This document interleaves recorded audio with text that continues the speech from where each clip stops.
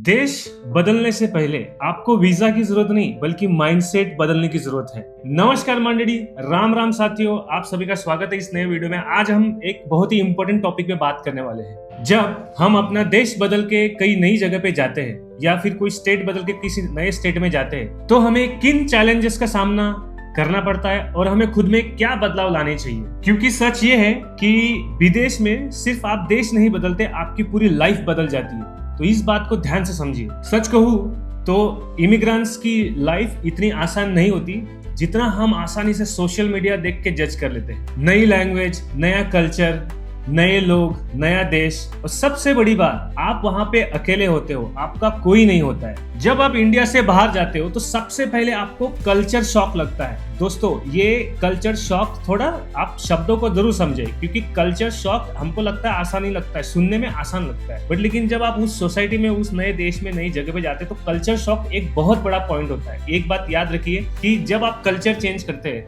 जैसे अगर हमारे यहाँ हम जहाँ रहते हैं कोई डिस्ट्रिक्ट ही हम चेंज करते हैं, जो बोलने का तरीका होता है, जो लहजा होता है, वही चेंज हो जाता है। तो वो भी एक कल्चर शॉक होता है कि जब आप एक, जैसे मान लीजिए मैं एक खानदेश रीजन से बिलोंग करता हूँ, अगर मैं मेरा डिस्ट्रिक्ट छोड़ के अगर मैं दूसरे डिस्ट्रिक्ट में भी जाता हूँ तो वहाँ की लैंग्वेज थोड़ी बदली हुई मेरे को सुनाई देती है, क्योंकि यही होता है कल्चर डिफरेंस। और कल्चर शॉक अगर आप जानना चाहेंगे तो उसमें बहुत सारी डीप चीजें हैं जो आपको जानना चाहिए। जैसे लोगों का बिहेवियर अलग, लोगों का खाने का तरीका अलग, लोगों का रहन सहन अलग, लोगों का पहनावा अलग, लोगों की लाइफ स्टाइल अलग और लोगों के रूल अलग। अगर जैसे मैं अगर एक एज ए इंडियन बात करूं तो मुझे यहाँ पे अगर इंडिया में रोड भी क्रॉस करना हो तो हम एक साइड देख के रोड क्रॉस कर लेते हैं, बट लेकिन बाहर देश में जब आप जाओगे तो रोड क्रॉस करने के लिए आपको साइड भी नहीं देखना है, आपको रूल्स फॉलो करने हैं, क्योंकि वहां पे रोड क्रॉस करने के लिए सिग्नल लाइट्स होते हैं। और सिग्नल लाइट्स पे स्पेशली जो पेडेस्ट्रियंस होते हैं, जो वॉक करते हैं, अगर वो क्रॉस करते हैं तो उनके लिए भी रूल होता है कि वो अगर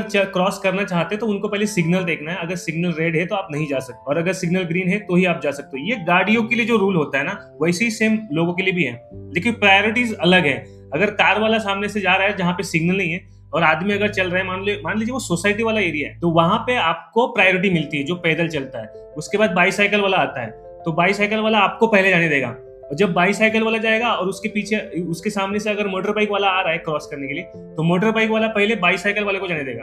अगर मोटर बाइक वाला जा रहा है तो कार वाला उसको जाने देगा। तो ये एक सिस्टम है, ये एक रूल है, और लोगों को वो सब पता है वहां पे। तो ये भी एक डिफरेंट कल्चर होता है। सोचिए, ये भी एक कल्चर शॉक होता है। जबकि हमें बहुत सारी चीजों का नॉलेज होता है, लेकिन बाहर जाने के बाद उस इन्वायरमेंट में रहना थोड़ा हमारे लिए मुश्किल भी हो सकता है और थोड़ा नया हो सकता है। थोड़ा कुछ जानने मिलता है, कुछ सीखने मिलता है। तो वो चीजें धीरे धीरे जब आप एक्सपीरियंस करते हो, जब आप रहते हो, तो आपको धीरे धीरे वो चीजें समझ में आती है। तो अब हम बात करते हैं लैंग्वेज बैरियर की। अगर हम इंडिया की बात करें, अगर हम भारत की बात करें, तो भारत में हम हिंदी इंग्लिश मिक्स करके मैनेज कर लेते हैं। लेकिन विदेशों में, अगर आप विदेश जाते हैं, जैसे मैं कहूँ खास करके यूरोप में, अगर आप यूरोप में जाते हैं तो वहाँ के लोग उनकी लोकल लैंग्वेज को बहुत ही इंपॉर्टेंस देते हैं। आपको मैं एक एक्सपीरियंस बताता हूँ। मैं फ्रांस गया था घूमने के लिए, और मेरे एक दोस्त थे, उनकी सिस्टर के घर पे गए थे, और उस सिस्टर के भांजे भतीजे सब थे घर पे। और आप यकीन नहीं मानेंगे, यंगस्टर्स है घर में, यंगस्टर्स है जो 20 साल 21 साल के लोग हैं, वो पढ़ाई भी कर रहे हैं, फिर भी उनको इंग्लिश का ई तक नहीं आता है, और वो लोग सिर्फ फ्रांसी बोलते हैं। तो आप सोचिए कि लोग फ्रांस जैसी कंट्री में रह के उनको इंग्लिश का ई नहीं आता है, तो कितना डिफरेंसेस है। हम लोगों को, मेरे को तो यही लगता था जब मैं इंडिया में था कि बाहर के लोगों को, वेस्टर्न के लोगों को इंग्लिश तो सबको ही आता होगा, लेकिन रियलिटी बहुत अलग होती है। इंग्लिश सबको वहां नहीं आता, इतना ध्यान रखिए। और वहां की लोकल लैंग्वेज का इतना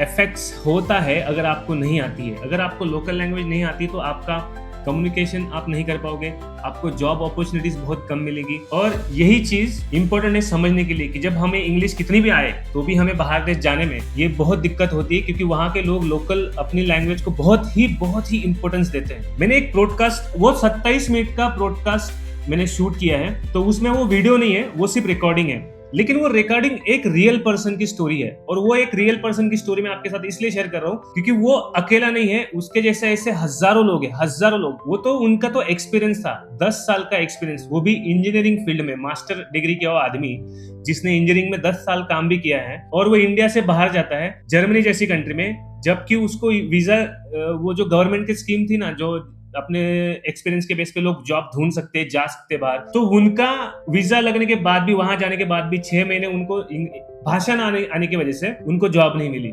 और भाषा नहीं, उसमें और भी प्रॉब्लम थी। वो सारी प्रॉब्लम्स आपको एक साथ वो वीडियो को ध्यान से शांति से बैठ के सुनोगे ना, तब आपको समझ में आएगा। तो सिंपल सी बात यह है कि अगर आप किसी देश में जाते हैं, कंट्री से बाहर, जैसे यूरोप जैसी कंट्री में जाते हैं, तो अगर आपको लोकल लैंग्वेज नहीं आती है तो आपकी अपॉर्चुनिटीज बहुत मिस होने वाली है। ये बात याद रखिएगा। और एक सबसे बड़ा जो डिफरेंस है दोस्तों, वो है सिविक सेंस का। सिविक सेंस, अगर आप बाहर देश जाते हैं तो आपको याद रखना है कि ये चीजें आपको फेस होगी ही होगी, क्योंकि बाहर के लोग जो है रूल्स को बहुत फॉलो करते हैं। अगर वो रोड पे चल रहे हैं तो रोड का भी एक रूल है, कोई पैदल चल रहा है उसका रूल है, कोई बाइसाइकिल पे चल रहा है उसका भी रूल है, जो गाड़ी पे चल रहा है उसका भी रूल है। तो सिविक सेंस ऐसा होता है, इंडिया में हम कई बार रूल्स को इग्नोर कर देते हैं, लेकिन यूरोप में लोग रूल फॉलो करते हैं, क्लीननेस रखते हैं और दूसरे की रिस्पेक्ट करते हैं। ये बहुत इंपॉर्टेंट है। ये एक चीज वहां पे, एक चीज आपको, जब मैं ये वर्ड बोलता हूँ ना कि दूसरे की रिस्पेक्ट करते हैं, तो रिस्पेक्ट तो हम भी करते हैं, लेकिन जब आप यूरोप में जाओगे ना, वहां के लोगों का जो कल्चर है, जो बिहेवियर है, जो समझने का तरीका है लोगों को, वो जब आप देखोगे, वो आप शॉक्ड हो जाओगे जब आप जानोगे लोगों के। सच में बता रहा हूँ, जब आप जान लोगे तब आपको बाहर जाने से पहले कुछ चीजें समझनी है, जाननी भी है, और बाहर जाने के बाद भी आपको ओपन माइंडली वहां पे चीजों को समझना है, सीखना है और जानना है। और यही चीज जो लोगों का सिविक सेंस है, जो लोगों की रिस्पेक्ट करते हैं, क्लीननेस रखते हैं और रूल फॉलो करते हैं, यही चीज उनकी सोसाइटी को बहुत अच्छा बनाती है। ये बहुत इंपॉर्टेंट है। अगर आप विदेश जाना चाहते हो तो आपको इन चीजों को इंप्रूव करना बहुत जरूरी है। सबसे पहला कम्युनिकेशन स्किल, दूसरा है रिस्पेक्ट फॉर अदर्स, तीसरा है फॉलो द रूल्स, और चौथा है कि रिस्पेक्ट, सबका सम्मान करे, सबको रिस्पेक्ट दे और ओपनली कम्युनिकेट करने का बात करे। कम्युनिकेशन स्किल आपको बहुत इंपॉर्टेंट काम देने वाला है, ये याद रखिए। तो सबसे पहला है communication skill, open mindset, respect for rules and patient, यानी कि सब्र। तो सब्र बहुत जरूरी है। और सबसे इंपॉर्टेंट चीज, लोगों से बात करने की हिम्मत आपके अंदर होनी चाहिए, क्योंकि अगर आप लोगों से कनेक्ट ही नहीं करोगे तो आप कुछ भी नहीं जान पाओगे। जिस दिन आप लोगों से कनेक्ट करना शुरू कर दोगे, उस दिन आपको बहुत सारी चीजें पता चलने वाली, बहुत एडवेंचर आपको मिलने वाला है और बहुत बड़ा,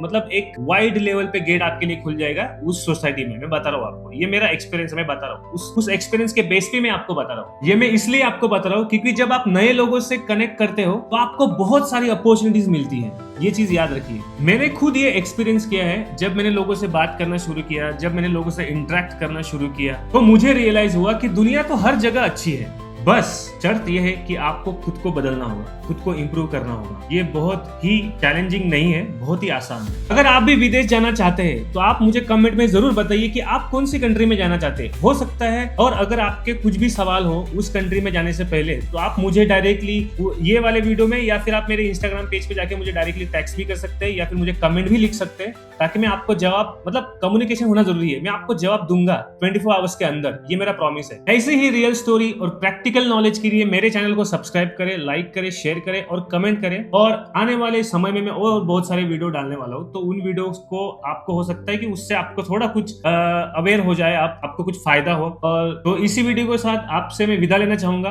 तो नमस्कार, शुक्रिया ये वीडियो देखने के लिए, और मिलते हैं अगले वीडियो में। धन्यवाद।